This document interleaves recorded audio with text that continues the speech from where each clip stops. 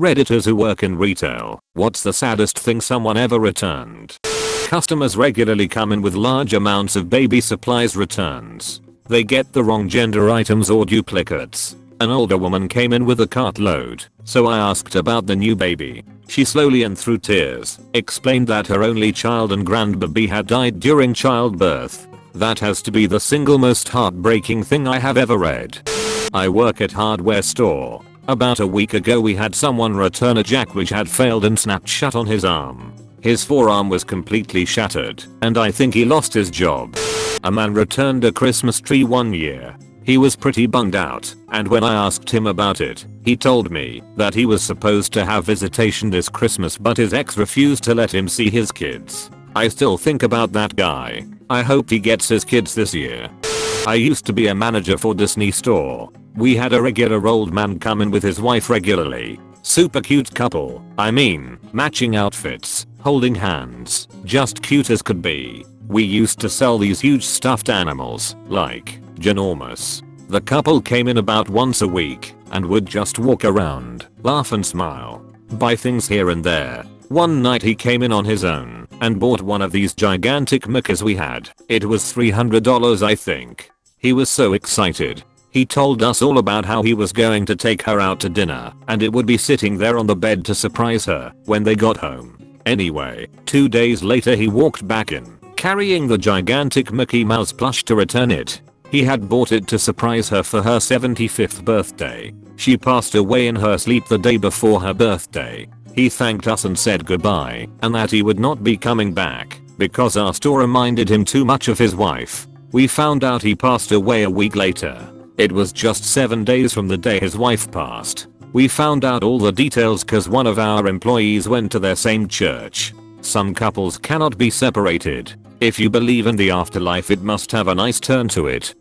Someone returned a lot of baby clothes to us one day. Her sister had given birth to stillbirth twins. It was so sad. I work for the largest retailer in Canada. We have a maternity division. I work at head office, used to do store support, and the maternity division is the only one of our 6 that we aren't allowed / supposed to ask for a reason for a gift card return. It's never a good answer.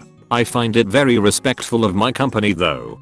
2 middle-aged ladies, apparently sisters, were having the time of their life in my department. One bought a ton of assorted housewares, including some relatively inexpensive, but very distinctive colored glass vases. We chatted throughout. They were fun. I kept thinking how much of a real joy it had been to deal with them. The next week, she came back to return the vases. When I asked the reason for the return, expecting the color / size didn't work, like I expected, she embarrassedly explained that impulsive purchases were a problem in her manic states. I go to Depression and Bipolar Support Alliance meetings. One day one of the bipolars said that he bought a brand new car while manic. The depressives were a bit shocked until the other bipolars chipped in. Oh, so did I. I bought a horse. I bought a house.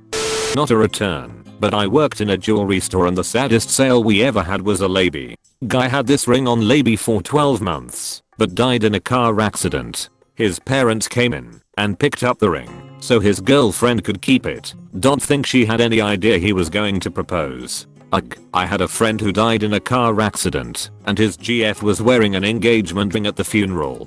That was when I found out that he proposed and I said congratulations to her without thinking, then cringed.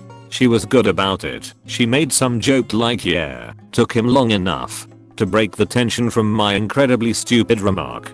I also remember that the funeral home was oppressively, stiflingly floral, and most of his friends ended up in the parking lot passing around joints and sharing stories about the guy. Funerals are a weird thing.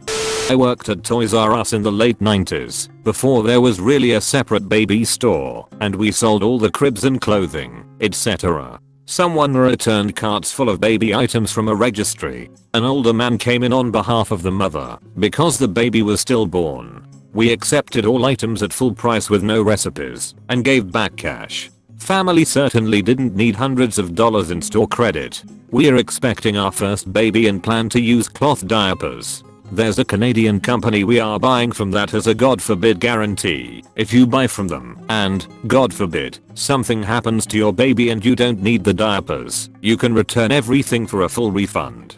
They created it after the owner saw a woman post a lot online to sell because her son had died. I work at a liquor store in a college town, and one night some younger guy was returning a keg barrel, only it was still half full. I jokingly asked the guy if it was a trashy party or something along those lines, and he responded with, yeah, it was a party for one of our friends who died the day of the party. Can you resell that half full keg, or do you have to dump it? Party tap adds oxygen. Nobody has code to all nitrogen, some do. As an item I give it 12 hours maximum for employees to take it for free for salvage, but no chance to rebottle it or sell as kegged good product. Sucks but way she goes. A guy came into a jewelry store and wanted help to find his wife something nice. Throughout the process he told me that they were having problems and he thought they were going to split up. He was lovely, but slightly weird for whatever reason. Anyhow, he bought her a diamond ring and left. Exactly 2 days later he returned, sad, and asked if he could have a refund as she had split up with him. Turned out their problems were about how much money he was spending, and so she wasn't exactly thrilled he had gone and bought her diamonds. I know this is sad and all, but I just find the irony of this hilarious.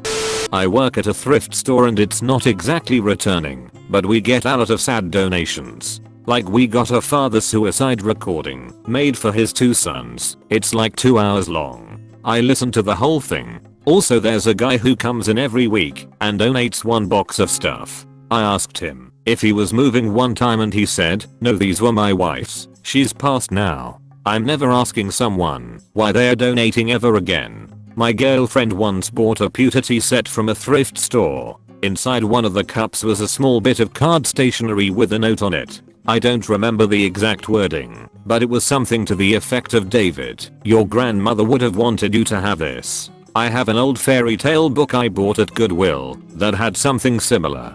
Someone wrote inside it, I read this book to my boys every night. I hope you will read it to yours. A guy was returning baby formula and he was looking pretty down.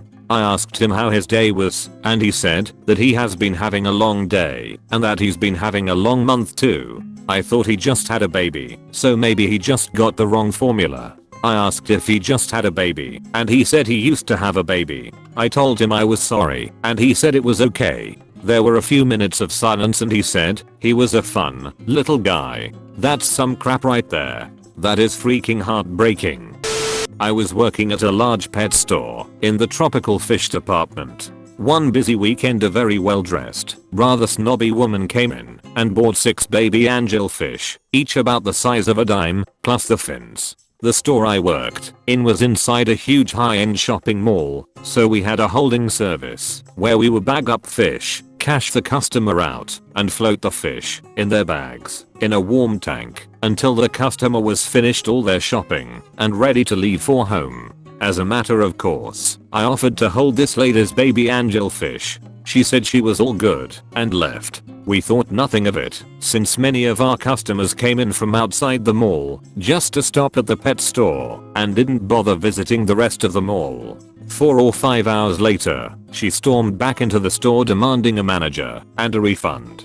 She was shaking the bag in our faces for emphasis, yelling that her gorgeous angels were all dead. On close inspection, we discovered that the silly donkey had put the poor fish in her car, presumably so she didn't need to carry them while she shopped for other things or returned to the store to pick them up.